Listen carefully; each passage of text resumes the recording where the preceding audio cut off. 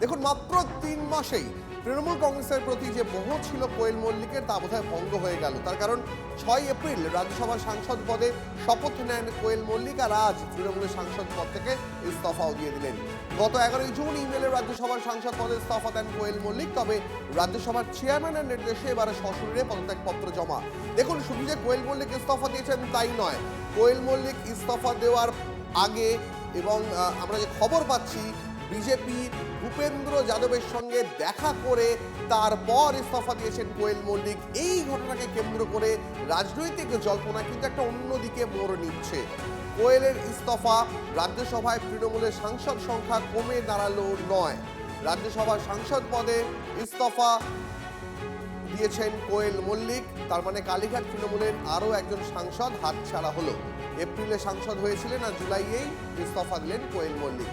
জ্যোতির্ময় আমাদের সহকর্মী নয়াদিল্লি থেকে রয়েছেন আমাদের সঙ্গে। জ্যোতির্ময়, ভূপেন্দ্র যাদবের সঙ্গে কোয়েল মল্লিকের এই বৈঠক রাজনৈতিকভাবে কি ইঙ্গিত দিচ্ছে? দেখো, কোয়েল মল্লিক কার্যত প্রথম এমন একজন কোনো সাংসদ যিনি সাংসদ নির্বাচিত হওয়ার পরে অধিবেশনে একদিনও যোগদান না করে যিনি পদত্যাগ করছেন। এবং যেটা গুরুত্বপূর্ণ বিষয় এক্ষেত্রে, যে তার এই পদত্যাগ তিনি আগেই করতে চেয়েছেন। তিনি ইমেল মারফত তার পদত্যাগপত্র পাঠিয়েছিলেন, কিন্তু তা গৃহীত হয়নি। পরবর্তী ক্ষেত্রে তাকে জানানো হয় যে নিয়ম অনুযায়ী তিনি যদি পদত্যাগ করতে চান তাকে সশরীরে হাজির হতে হবে, চেয়ারম্যানের সামনে অর্থাৎ উপরাষ্ট্রপতির সামনে দাঁড়িয়ে তাকে পদত্যাগ করতে হবে, এবং তিনি যে স্বেচ্ছায় পদত্যাগ করছেন এ কথাও তাকে জানাতে হবে। স্বাভাবিকভাবেই প্রাথমিকভাবে যে আবেদন যে ধারণা আমাদের হয়েছিল যে রাজনৈতিক জীবন শুরুতেই শেষ করতে চলেছেন কোয়েল মল্লিক, কিন্তু আজকে যে ছবি আমরা দেখতে পাচ্ছি তাতে একটি নতুন জল্পনার জায়গা তৈরি হচ্ছে। পদত্যাগ করার আগে তিনি ভূপেন্দ্র যাদবের বাসভবনে গিয়ে ভূপেন্দ্র যাদবের সঙ্গে বৈঠক করেছেন। গত কয়েকদিন আগেই আমরা দেখেছি যে দীর্ঘদিনের রাজনীতিক সুখেন্দু শেখর রায়, তিনি পদত্যাগ করার পরে সুখেন্দু শেখর রায় পৌঁছে গিয়েছিলেন ভূপেন্দ্র যাদবের বাড়িতে, তিনি সেখানে গিয়ে বৈঠক করেছেন। প্রকাশচিক বড়াইক পদত্যাগ করেন, তার পরবর্তী রাজনৈতিক পদক্ষেপ কী হবে প্রাথমিকভাবে সেই তাস তিনি তার আস্তিনে রেখেছিলেন। সুস্মিতা দেব পদত্যাগ করার পরেই তিনি পৌঁছে যান অসমের মুখ্যমন্ত্রী হেমন্ত বিশ্ব শর্মার বাসভবনে, এবং তার পরবর্তী ক্ষেত্রে দেখি এই তিনজনকেই বিজেপি আবার ক্যান্ডিডেট হিসেবে তাদেরকে দাঁড় করায়, অর্থাৎ তাদের শুধুমাত্র জার্সি বদল হয়। এক্ষেত্রে কোয়েল মল্লিক যখন একদিনও সংসদের অধিবেশনে যোগদান না করেই তিনি পদত্যাগ করছেন, সেক্ষেত্রে তিনিও কি শুধুমাত্র জার্সি বদল করবেন? বিজেপি কি তাকে আগামী দিনে টিকিট দেবে? আগামী দিনে কোয়েল মল্লিক কি বিজেপি সাংসদ হিসেবে সংসদে এসে পৌঁছানোর জন্যই নিজের রাস্তা তৈরি করলেন? এই প্রশ্নগুলোই এই মুহূর্তে প্রাসঙ্গিক হয়ে উঠছে। আমরা এই মুহূর্তে দাঁড়িয়ে রয়েছি ভাইস প্রেসিডেন্টের বাসভবনের বাইরে, এবং যে খবর আমাদের কাছে এসে পৌঁছচ্ছে যে এই মুহূর্তে কোয়েল মল্লিক তিনি পদত্যাগ করছেন। স্বাভাবিকভাবেই তার সঙ্গে আমরা কথা বলার চেষ্টা করব যে কী কারণ, কেন তিনিও এই একই পথে হাঁটছেন। মমতা বন্দ্যোপাধ্যায়ের সঙ্গে তার এত ঘনিষ্ঠ সম্পর্ক, অভিষেক বন্দ্যোপাধ্যায় তাদের বাড়িতে পৌঁছে গিয়ে রঞ্জিত মল্লিকের সঙ্গে দীর্ঘক্ষণ বৈঠক করেন, একসঙ্গে বাইরে বেরিয়ে এসে তাদের ছবি, হাসি মুখে ছবি ওঠে।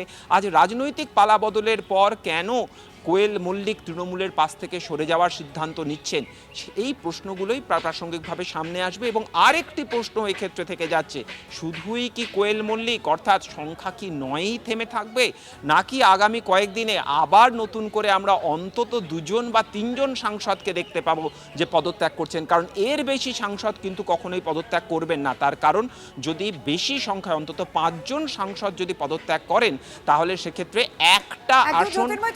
সঙ্গে থাকো। এই মুহূর্তে আমাদের সঙ্গে বিজেপি বিধায়ক রুদ্রনীল ঘোষ রয়েছেন। রুদ্রনীল, সুখেন্দু শেখর রায়, সুস্মিতা দেব, প্রকাশচিক বড়াইক, তারা তো পদত্যাগ করেইছেন তৃণমূলের সাংসদ পদ থেকে, তারপর আপনারা টিকিটও দিয়েছেন, তাদের সাংসদ সময়ের অপেক্ষা। একটা গুরুত্বপূর্ণ বিষয়, কোয়েল মল্লিক পদত্যাগ করলেন রাজ্যসভার সাংসদ পদ থেকে, তার আগে আমরা কিন্তু দেখলাম ভূপেন্দ্র যাদবের সঙ্গে একটা বৈঠক করলেন, এবং সেই বৈঠকের ছবি থেকে অন্তত ভীষণ পজিটিভ ভাইব পাওয়া যাচ্ছে। কি বলবেন বিষয়টাকে? দেখুন, পশ্চিমবঙ্গের মানুষ কিন্তু চায়নি যে কোয়েল মল্লিক তৃণমূল নামক এই লুটেরা দলটির সঙ্গে কোনোভাবে জড়াক।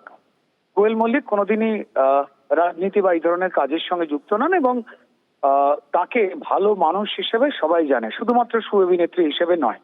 তাই বড় বেমানান লেগেছিল যে তাকে রাজ্যসভার তৃণমূলের কোনো প্রার্থী হিসাবে বা এমপি হিসেবে দেখা, মানুষ কষ্ট পাচ্ছিলেন।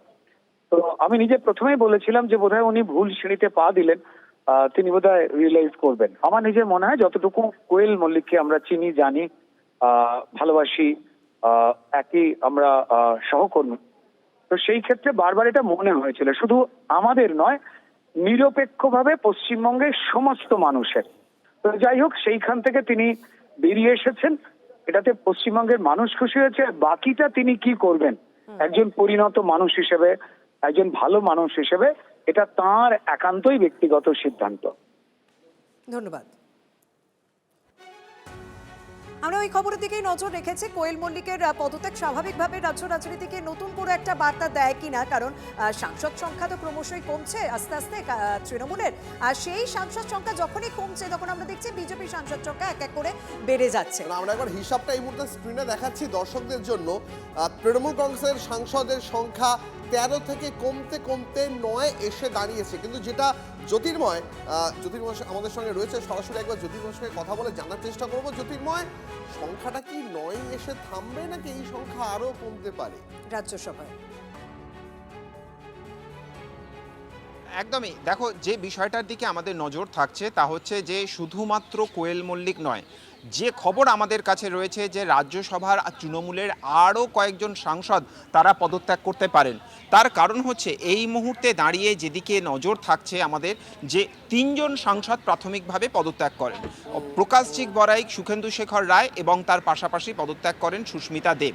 প্রশ্ন উঠছিল যদি কোয়েল মল্লিকেরও যদি পদত্যাগ করার থাকে বা বাকিদেরও আরও কয়েকজন যদি থাকে, কেন সকলে একসঙ্গে পদত্যাগ করছেন না? রাজ্যসভা নির্বাচনের ক্ষেত্রে নিয়ম অনুযায়ী প্রত্যেকটা রাজনৈতিক দলের সংখ্যার প্রতিনিধিত্বের নিরিখেই এই পদত্যাগটা কে কতগুলি সদস্য সংখ্যা পাবে সেই বিষয়টি ঠিক হয়। স্বাভাবিকভাবেই যদি মোট 5 জন পদত্যাগ করেন একসঙ্গে বা 5টি আসন যদি খালি হয়, তাহলে 4টে যদি বিজেপি পায়, যেহেতু এক্ষেত্রে একটি আসন 80টি আসন তৃণমূলের পক্ষে রয়েছে, অন্তত একটা আসন কিন্তু তৃণমূলের দিকে যাবে। সেই আসনটি ঋতব্রত তৃণমূল নেবে না মমতা বন্দ্যোপাধ্যায় তৃণমূল তাদের পক্ষে টানতে পারবে, সেটা অন্য রাজনৈতিক প্রশ্ন। কিন্তু অবশ্যই রাজ্যের বিরোধী পরিসরের জন্য একটা আসন যেতে পারে, সেই জায়গাটাকেই প্রতি মুহূর্তে স্ট্র্যাটেজিক্যালি নিশ্চিত করা হচ্ছে যে কখনোই যাতে 3 বা 4 জনের বেশি একসঙ্গে পদত্যাগ না করে। স্বাভাবিকভাবেই যখন কোয়েল মল্লিক পদত্যাগ করছেন, আমাদের আগামী কয়েকদিন নজর রাখতে হবে যে আরও কেউ পদত্যাগ করেন কি না। তার কারণ 3টে রাজ্যসভা অলরেডি বিজেপির দিকে চলে গিয়েছে, যদি আরও কেউ পদত্যাগ করেন তাহলে আবারও নতুন করে রাজ্যসভার নির্বাচন হতে পারে। আর অবশ্যই যেদিকে আমাদের নজর থাকবে, কোয়েল মল্লিক যেহেতু তিনি ভূপেন্দ্র যাদবের সঙ্গে বৈঠক করেছেন, স্বাভাবিকভাবেই তার রাজনৈতিক জীবন কি এখানেই। তৃণমূল সাংসদ প্রতিমা মণ্ডল এই মুহূর্তে আমাদের সঙ্গে রয়েছেন। রাজ্যসভার সাংসদ পদ থেকে ইস্তফা দিলেন কোয়েল মল্লিক, যিনি এই কয়েকদিন আগেই সাংসদ হিসেবে আপনারা মনোনীত করেছিলেন।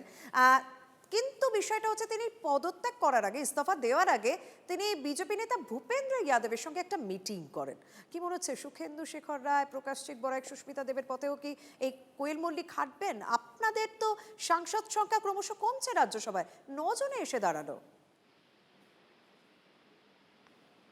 দেখুন, আমরা 8 জন লোকসভার সাংসদ আছি এবং এই মুহূর্তে যেটা আপনাদের কাছে খবর আছে, আপনি যেটা বলছেন যে কোয়েল মল্লিক রাজ্যসভার সাংসদ, তিনি ইস্তফা দিয়েছেন। যদিও এর আগেও এটা মিডিয়াতে এসেই ছিল যে তিনি ইমেলের মাধ্যমে ইস্তফা দিয়েছেন, কিন্তু সেটা গৃহীত হয়নি, কারণ রাজ্যসভার চেয়ারম্যান তিনি বলেছেন যে এখানে সশরীরে উপস্থিত হয়েই তাকে রেজিগনেশন দিতে হবে।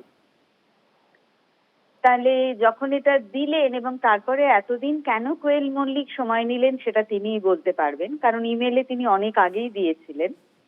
তো হয়তো যার সাথে আজকে দেখা করেছেন বা গতকাল দেখা করেছেন ভূপেন্দ্র যাদবের সাথে, বলছেন যিনি পরিবেশ মন্ত্রী, এনভায়রনমেন্ট মিনিস্টার, এবং আমাদের পূর্বের আরো অনেক সাংসদরা যার সাথে দেখা করেছেন, তিনি দেখা করেই এটা ইস্তফা দিয়েছেন। আমি জানি না, হয়তো তার থেকে ইনফরমেশন পেতে দেরি হয়েছে, তাই তিনি যেতে দেরি করেছেন, কিন্তু তিনি আগেই গিয়েছিলেন। তবে তৃণমূল কংগ্রেস এতে ভেঙে যাবে না।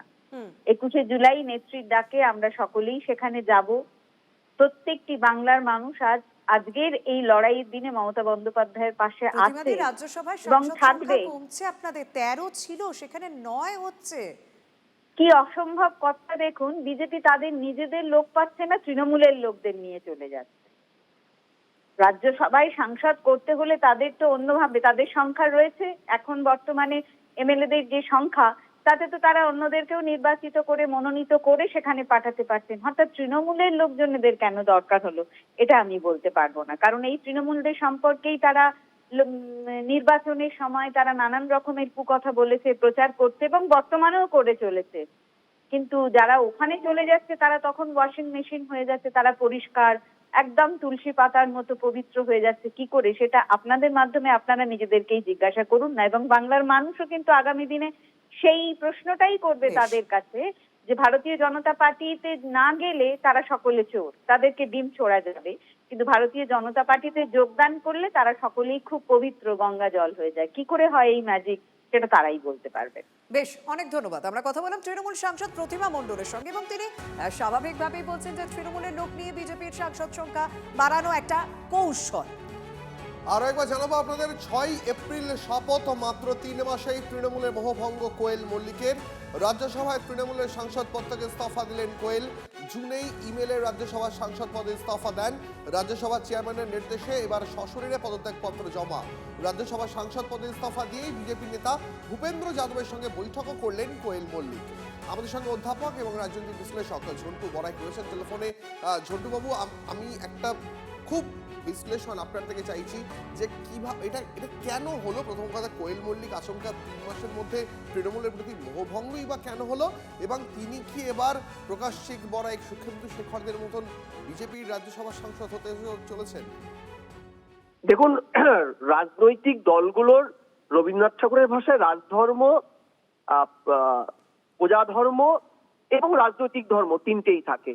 অর্থাৎ এই যে রাজনৈতিক ধর্ম, এখন বিজেপির চলছে রাজনৈতিক ধর্ম। আপনি সেই রাজীব গান্ধীর পরে এই যে পর্বটা চলছে, বাস্তবে রাজ্যসভায় তো সংখ্যালঘু, এবং রাজীব গান্ধীর পরে এখনো পর্যন্ত কোনো সরকার অ্যাবসলিউট মেজরিটিতে রাজ্যসভায় আসতে পারেনি রাজ্যসভার সংসদকে। ফলে বিভিন্ন বিলের ক্ষেত্রে তাদের বিভিন্ন জায়গায় ধরা বাছা, অন্য দল থেকে ভাঙিয়ে আনার কৌশল নিতে হয়, সেটার জন্য তো একটা আর্থিক এবং অন্যান্য চাপ থাকে। ফলে এই জায়গায় দাঁড়িয়ে আগামীতে বেশ কিছু বড় বড় রকম বিল পাস আছে, যেটা 2029-এর ভোটের দিকে তাকিয়ে তার আঙ্গিকে শুধু সংখ্যা তত্ত্বের নিরিখে রাজনৈতিক অঙ্ক কষছে বিজেপি। আর কোয়েল মল্লিকরা ভালো করেই জানি যে তারা না রিজাইন দিলে তারা হয়তো কিছুদিন সাবস্টেন করবে, কিন্তু আফটার দ্যাট পলিটিক্যালি তারা কি সেখানে থাকতে পারবে? এই কারণে তারা কিন্তু ভালো তৃণমূল হওয়ার নিরিখে, এবং এখন তো ভালো তৃণমূল শুধু নয়, প্রকাশজিৎ বড়াইক থেকে শুরু করে সুখেন্দু শেখর রায় বাবু, যারা দুদিন আগেও সুখেন্দু শেখর রায় একাধিক জায়গায় মহিলা বিল নিয়ে লেখালেখি করছেন, তারা হঠাৎ করে বিজেপির পালে আসলেন নিজের রাজনৈতিক ক্যারিয়ার গুলোকে বাঁচাতে। আর বিজেপির দরকার একটা রাজীব বিষয় তো গান্ধী। অবশ্যই জানতে ইচ্ছা করছে, তৃণমূলের সাংসদ সংখ্যা কমছে, বিজেপির সাংসদ সংখ্যা বাড়ছে রাজ্যসভায়, মানে এটাও তো একটা কৌশল, এবং সেটা তো খুব মানে সুপরিকল্পিতভাবে এই কৌশলটাকে অবলম্বন করা হচ্ছে। ডেফিনেটলি, কারণ এরা যদি সাংসদ থেকে যায় তাহলে তারা 30-31 অব্দি সাংসদ থাকবে তৃণমূলের। নেসেসারি নয় সেক্ষেত্রে ক্রস ভোটে তারা বিজেপিকে ভোট দেবে না দেবে, এই সব ঝামেলার থেকে বিজেপি পুরোপুরি ঘুরে গিয়ে এদেরকে কিন্তু রাজনৈতিক শেল্টার দিচ্ছে, বিকজ এই বিলগুলোর স্বার্থে। আমি বিশ্বাস করি 29-এর আগে, 29-এর পরে কোয়েল মল্লিক, সুখেন্দু শেখর রায়রা পলিটিক্যাল হিস্ট্রিতে কোথাও খুঁজে পাওয়া যাবে কিনা সেটাও সন্দেহ, কিন্তু আপাতত এদের জরুরি রাজীব গান্ধীর পরে সর্ববৃহৎ রাজনৈতিক দল হিসেবে রাজ্যসভায় একক মেজরিটি আনার লক্ষ্য। আর এই লক্ষ্যে বিজেপি কিন্তু আজকে এই কৌশল আপনি বললেন, আমি মনে করি কৌশল শুধু নয়, সূক্ষ্ম পাটিগণিতিক হিসাব, সেই হিসাব কষে এগোচ্ছে আড়াই চালে। কিন্তু কারণ লক্ষ্য একটাই, রাজীব গান্ধীকে পরে সর্ববৃহৎ রাজনৈতিক দল হিসেবে রাজ্যসভায় অ্যাবসলিউট মেজরিটি আনা। একদম, অনেক ধন্যবাদ।